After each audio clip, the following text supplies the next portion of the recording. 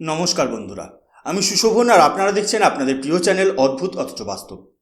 কল্পনা করুন, আপনি সকালে উঠে দেখলেন আপনার ফোনের সমস্ত ব্যাকআপ ফাইল মুছে গেছে, ব্যাংকিং অ্যাপ কাজ করছে না, এমনকি দেশের প্রতিরক্ষা ব্যবস্থার গোপন ক্লাউড ফাইলগুলোও গায়েব। ঠিক এইরকমই এক ভয়াবহ পরিস্থিতির সাক্ষী থাকলো গত কয়েকটা দিন। পশ্চিম এশিয়া বা মিডল ইস্টের ভূ রাজনৈতিক লড়াই এবার আর শুধু সীমান্তে বা মিসাইল হামলার মধ্যে সীমাবদ্ধ নেই। যুদ্ধ ঢুকে পড়েছে মাটির তলার অপটিক্যাল ফাইবার আর হাইটেক ডেটা সেন্টারের সার্ভার রুমে। ইরান এবং ইসরায়েলের মধ্যে চলমান উত্তেজনার আঁচ এমন জায়গায় পৌঁছেছে যে বিশ্বের সবথেকে বড় দুই টেক জায়ান্ট অ্যামাজন এবং মাইক্রোসফটের পায়ের তলার মাটি সরে গেছে। আর ঠিক এই সংকটকালেই গ্লোবাল টেকনোলজি ম্যাপে এক নতুন ত্রাতা হিসেবে উঠে আসছে আমাদের দেশ ভারত। আজ আমরা এক অদ্ভুত অথচ বাস্তব সত্য বিশ্লেষণ করব, কিভাবে মরুভূমির যুদ্ধ ভারতের আইটি ইকোনমিকে এক ধাক্কায় কয়েক বিলিয়ন ডলারের দিশা দেখাচ্ছে। বন্ধুরা, আলোচনার গভীরে যাওয়ার আগে আপনাদের একটা অত্যন্ত গুরুত্বপূর্ণ নিউজ রিপোর্ট দেখাতে চাই।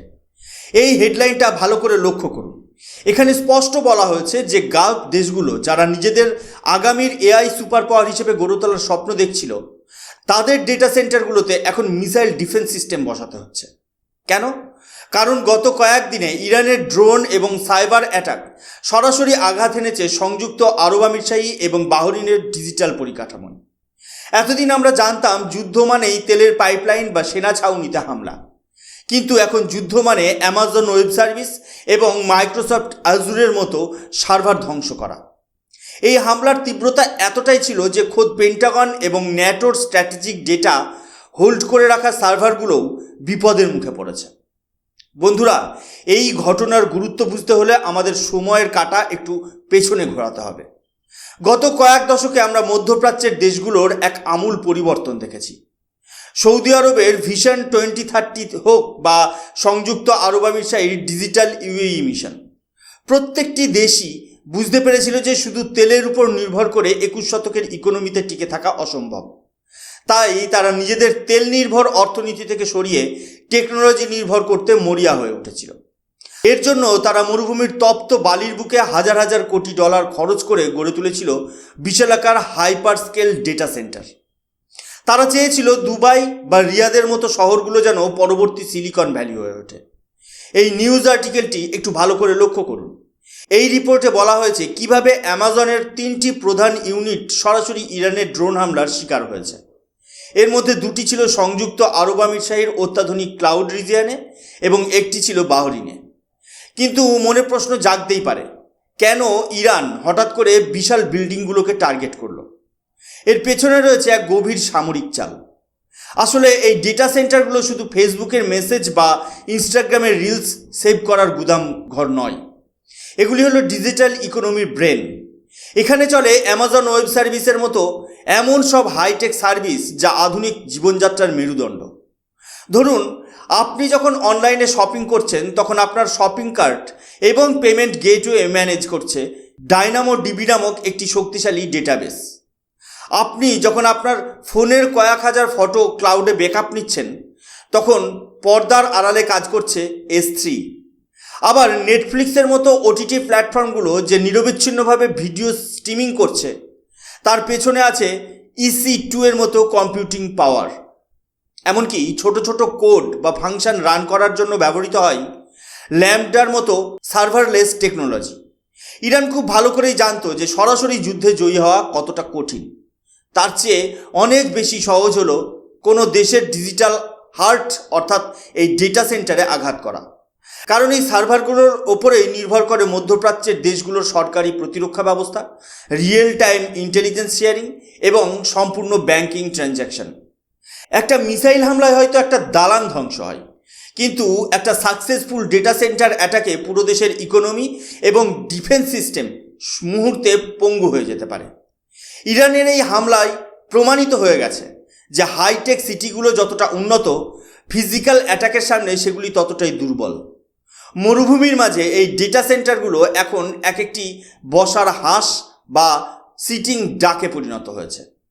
আর ঠিক এই কারণেই অ্যামাজন এবং মাইক্রোসফটের মতো কোম্পানিগুলো এখন দুশ্চিন্তায় পড়েছে যে তাদের বিলিয়ন বিলিয়ন ডলারের হার্ডওয়্যার এবং গ্লোবাল কাস্টমারদের গোপনীয় ডেটা এই সংঘাতপূর্ণ অঞ্চলে রাখা আর কতটা নিরাপদ।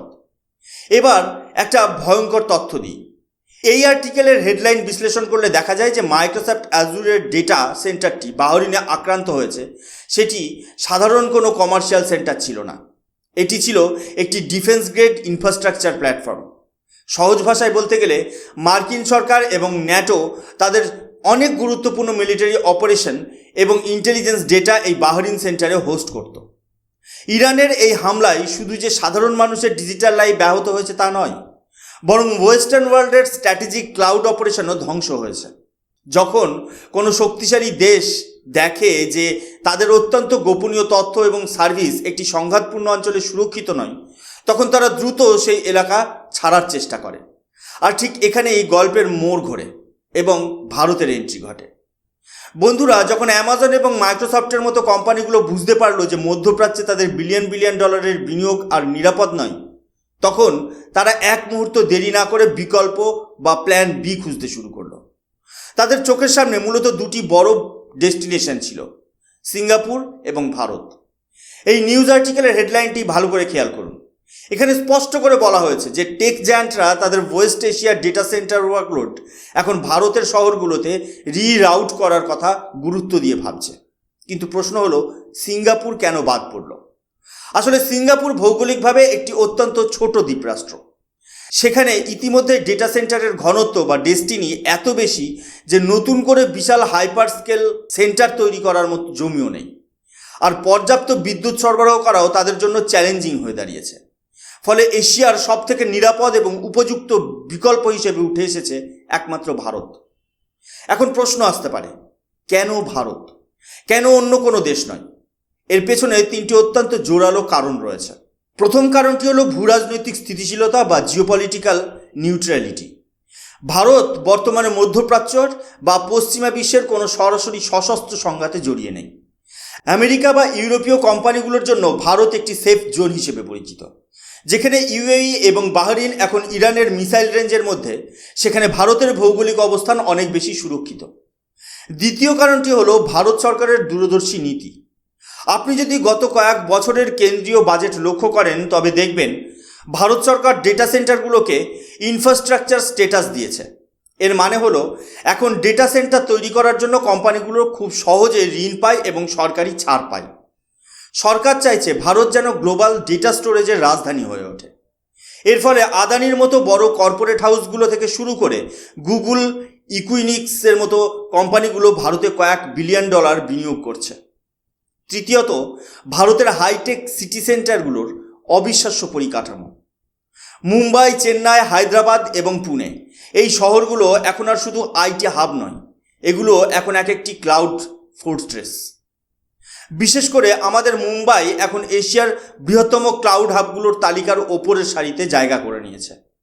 মুম্বাইয়ের ভৌগোলিক অবস্থান এমন যে এখান থেকে আন্ডারসি ফাইবার অপটিক কেবলগুলো সরাসরি ইউরোপ এবং এশিয়ার অন্যান্য দেশের সাথে যুক্ত। এর ফলে ল্যাটেন্সি বা ডেটা ট্রান্সফারের গতি অনেক বেশি পাওয়া যায়। এর সাথে যোগ করুন ভারতের বিশাল আইটি ট্যালেন্ট পুল। আমাদের দেশে লাখ লাখ ক্লাউড ইঞ্জিনিয়ার এবং ডেটা সায়েন্টিস্ট রয়েছেন যারা এই জটিল পরিকাঠামো অনায়াসেই পরিচালনা করতে পারেন।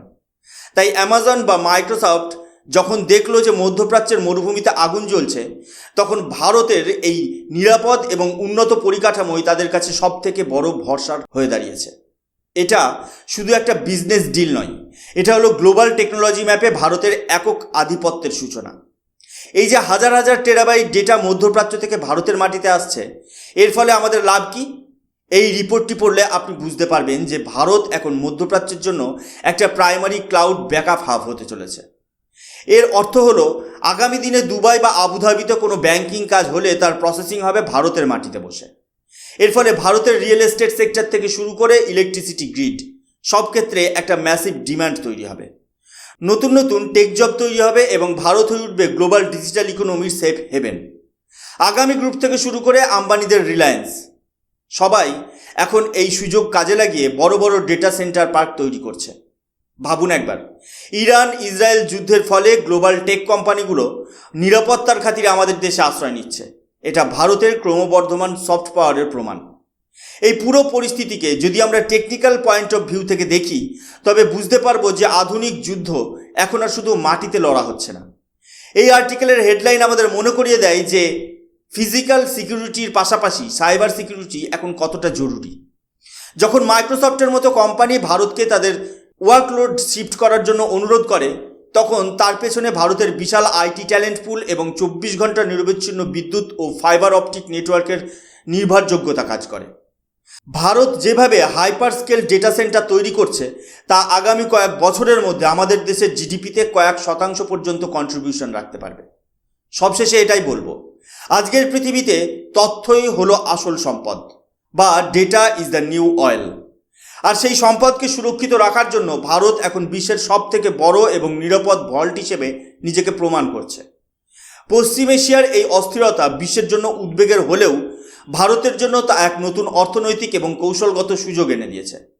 অ্যামাজন এবং মাইক্রোসফটের এই সিদ্ধান্ত প্রমাণ করে যে ভারত এখন আর শুধু সার্ভিস প্রোভাইডার নয়, বরং গ্লোবাল আইটি ইনফ্রাস্ট্রাকচারের মেরুদণ্ড।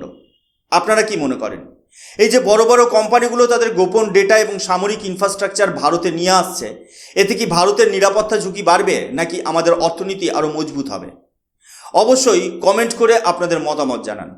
আজকের মতো এ পর্যন্তই। যদি এই বিশ্লেষণটি ভালো লেগে থাকে, তবে এই ভিডিওটি লাইক করুন এবং বন্ধুদের সাথে শেয়ার করুন। এই ধরনের আরও ইনডেপথ জিওপলিটিক্যাল ভিডিও দেখতে আমাদের চ্যানেল অদ্ভুত অথচ বাস্তব সাবস্ক্রাইব করতে ভুলবেন না।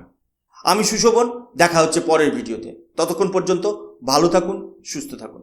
জয় হিন্দ, বন্দে মাতরম, ভারত মাতা কি জয়।